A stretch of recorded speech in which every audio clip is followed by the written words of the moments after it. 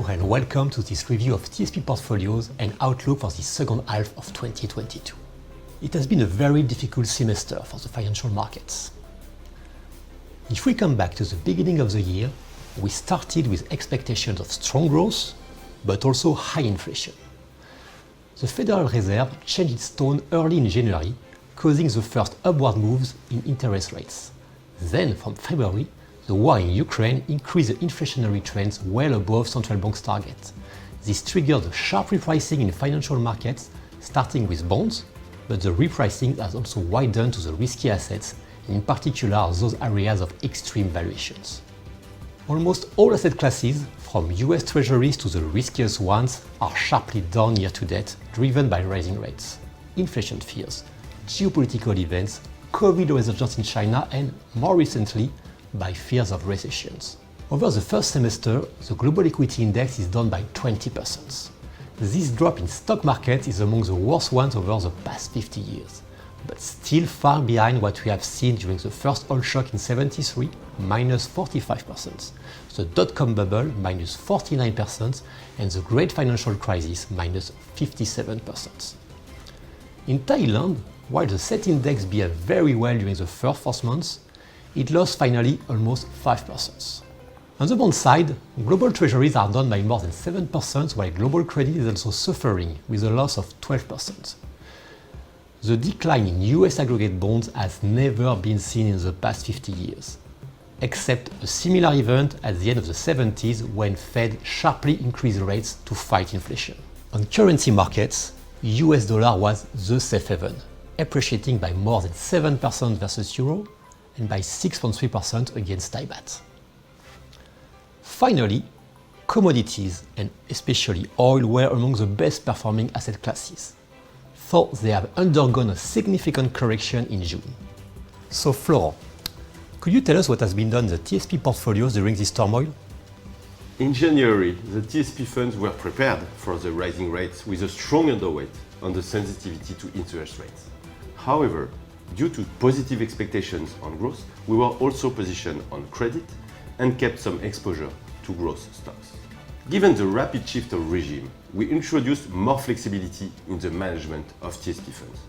First, we reduced the overall risk at the end of February by raising the level of cash, selling equity, mainly China and Europe, and reducing credit positioning by cutting the exposure to Schroeder Global Credit Income, Jupiter Dynamic Bond, and PIMCO Income.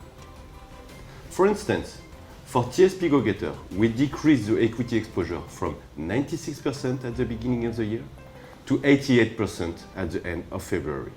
We also progressively rotated to quality undervalued stocks by introducing new funds like Natixis CISA Risk Global Value in global equity, Schroeder Asian Equity Yield in Asia, iShares MSCI US Value Factor, and Neuberger Berman US Large Cap Value in the US. Finally, we increased portfolio duration over the semester by consolidating PIMCO Global Bond position and introducing Wellington Global Bond.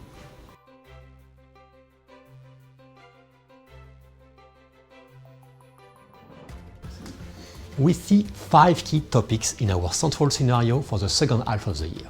The first is about growth and growth divergence. We expect the economic momentum to slow in the second half of the year. However, we do not foresee a global recession.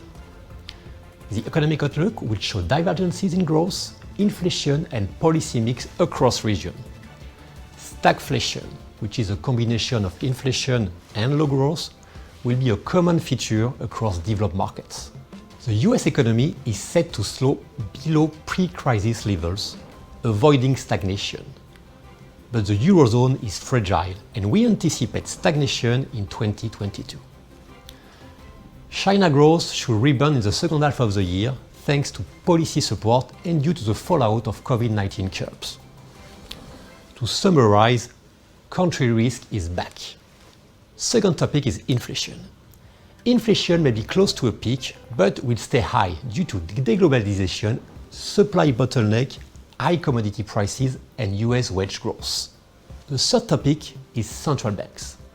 Central banks will act to curb inflation at a time of a slowing growth high debt and fragmentation risk in financial markets, but we think they will not go too far, and markets have already priced most of the increase of rates. Next point is about fiscal stimulus. Fiscal stimulus is mostly behind us, but we see some countries that have still capacity to continue, in particular Europe and China. However, in the United States, we don't expect any fiscal push ahead of midterm elections. Last topic is the focus on risky assets valuation. The depth of equity sell-off has helped reduce overvaluations, and according to our valuation framework, it has only discounted the monetary policy tightening, but not really incorporated yet a deterioration in corporate fundamentals. Overall, we think the buying signal for risky assets will depend on the stabilization of bond yields. Although the global repricing is still underway, this prospect does not appear so distant. Within this central scenario, we think that the policy mistakes, such as no fiscal expansions coupled with full monetary normalization, is one of the main risks to watch out for, as this will end the cycle. Of course, an expansion of the war by Russia in another country and resurgence of a new variant of COVID are other key risks to monitor. So, in that central scenario, what are the implications for investors and what is the strategy for TSP funds in the coming months? In this fragmented world, with high inflation, growth slowdown, and falling global liquidity, investors need to look for sources of positive real return and gain exposure to assets that can protect against high inflation and low growth. At the same time, investors should increase portfolio diversification. For the second semester, we opt for a cautious allocation to risk assets while focusing on increasing the diversification axis. On the equity side, we are cautious as the earning forecasts remain too optimistic. And as we move into a light cycle with inflation pressures, we focus on resilient businesses in sectors less impacted by inflation. At the regional level, we favor US, that appears more resilient than Europe, where we foresee a profit recession. However, the US equity market is not cheap, despite the large correction. We also think undervalued, high quality, and dividend-paying companies are a good mix. Value investing should benefit from rising real rates and peaking inflation. Quality is performing well in mature cycles. And finally, dividends usually follow inflation and represent a key component of returns when inflation is high. As a consequence, we favor funds such as Neuberger Berman US Large Cap Value and M&G Global Dividend. We are negative on small capitalization stocks, and we keep some exposure to high-quality growing companies that could benefit from a pause in rates hikes through Poland capital global growth. In EM equities, we are becoming positive on Chinese market, which is quite insulated from the developed countries. Unlike other major economies, China is on a monetary easing policy path, and a fiscal policy will remain supportive to restore confidence and boost housing demand. Within the country, our main conviction is Schroeder China opportunities. In Thailand, we keep a neutral stance at this stage, as the reopening theme remains on track. However, the recovery will be slow, as tourism rebound will take time, especially in the absence of Chinese tourists. In addition, we keep in mind that the SET index has significantly outperformed this year compared to other equity markets. Looking forward, we may consider to trim our position on Thai equities depending on the latest economic data and the Bank of Thailand monetary policy. In fixed income, some value is back on government bonds. We believe it is time to move towards a neutral sensitivity to interest rate, duration, and at the same time play monetary policy divergences. Nevertheless, we don't aim to be overweight duration at this stage.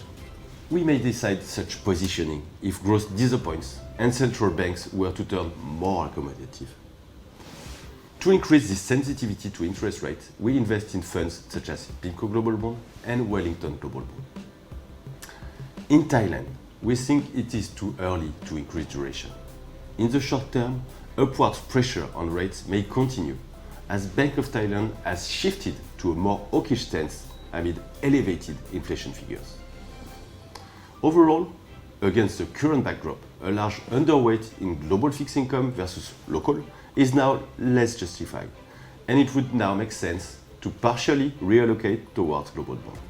The search for yield at all costs is over. We focus on areas more resilient to a slowdown, such as US investment grade bond, through a fund like PIMCO Income. On fixed income diversification, the Fed's resolve to tighten policy could affect global EM bond in the short term. But the situation is dynamic and we remain watchful. Now, at the country level, Chinese bonds are becoming again an appealing area in the search for diversification, as the People's Bank of China is currently easing, in contrast with developed central bank. As a result, we are looking for interesting entry points on the asset class. On currencies, we believe the dollar should stay strong. In TSP portfolio, we have not, and we still don't aim to hedge our USD exposure, except for global bond investments that are systematically hedged. Meanwhile, we expect the renminbi to stop weakening and improve in the medium term. Finally, in this inflationary world, sovereign bond traditional protective role has diminished, and correlation between asset classes has been unstable. Looking forward, we think diversification benefit may be found on real assets, which have proven to be efficient portfolio diversifier when central banks hike rates. Now, in order to give you a comprehensive view of TSP, let Christophe elaborate a bit on the fund performance in this difficult environment and share our analysis of the recent period. I will then focus on the key argument that pleads for a recovery of the fund performance in the coming months.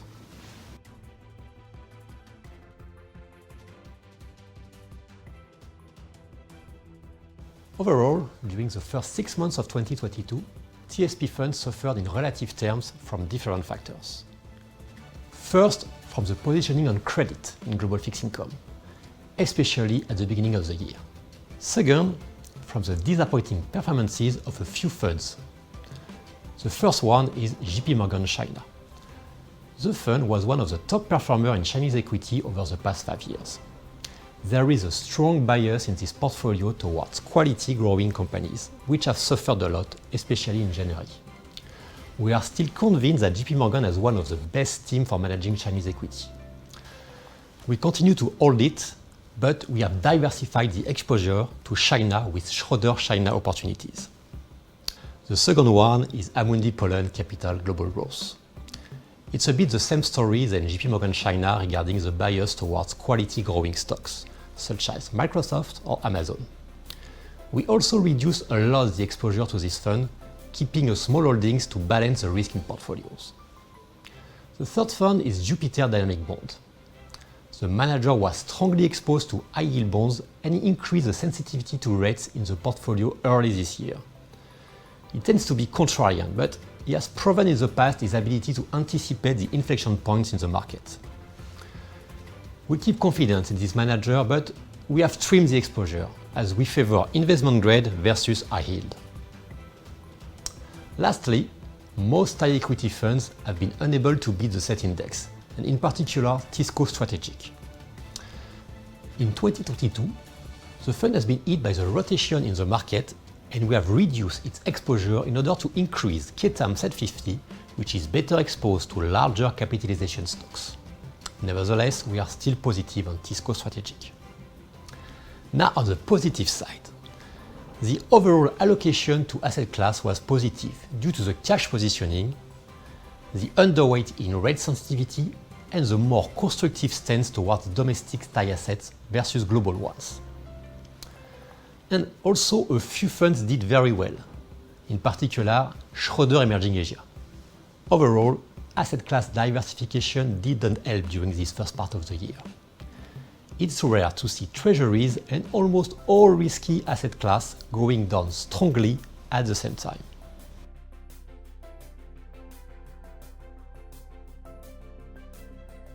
TSP funds have suffered in the first part of this year. There are reasons to expect a recovery in the coming months. Yields are now very attractive in global bonds. Since the beginning of the year, global bond market yield, here represented by global aggregate index, has surged from 0.8% to a level of 2.5%. And let me give you another example. On the credit side, the average yield of high-quality investment-grade signatures in the US is now close to 5%, versus only 2.5% in 2021. Valuation of equity are not cheap, but more reasonable now. Using the most commonly used valuation indicator, price-earning ratio, we note that equity markets are now in line for the US, or below, especially Europe and Japan, the long-term median. We have introduced new funds on which we have a strong conviction, and we aim to increase diversification in our exposure. A good example is M&G Global Dividend, which looks for companies that are able to grow their dividend. The performance since the beginning of the year have been strong versus peers and benchmark, and we think the fund is still well positioned given our investment outlook. We also look for opportunities on infrastructure or real assets, which should do well in an inflationary world. The message is to remain invested, as one of the main sources of underperformance over the long term is to miss the first days of the rebound in risky assets. Even if we are currently cautious, we are monitoring catalysts to turn more positive, such as the stabilization of bond yield.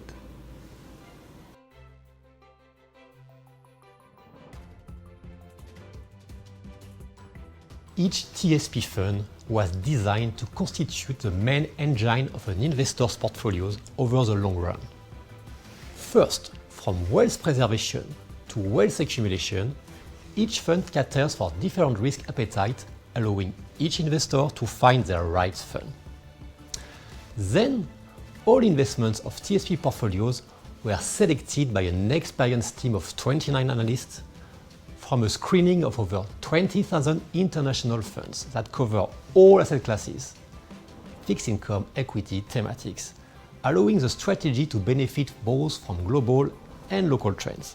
Third benefits, the TSP portfolios offer you the access to the 220 multi-asset specialists.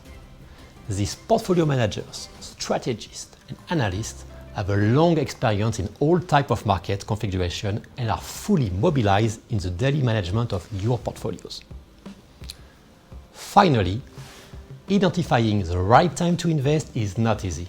This is why once you have defined your investment strategy, it is important to stick to it, not overreact, especially in less favorable market conditions, and invest gradually to smooth out your entry points. We thank you for your attention, and we hope this presentation will help you to better understand the TSP funds and our outlook for the rest of the year.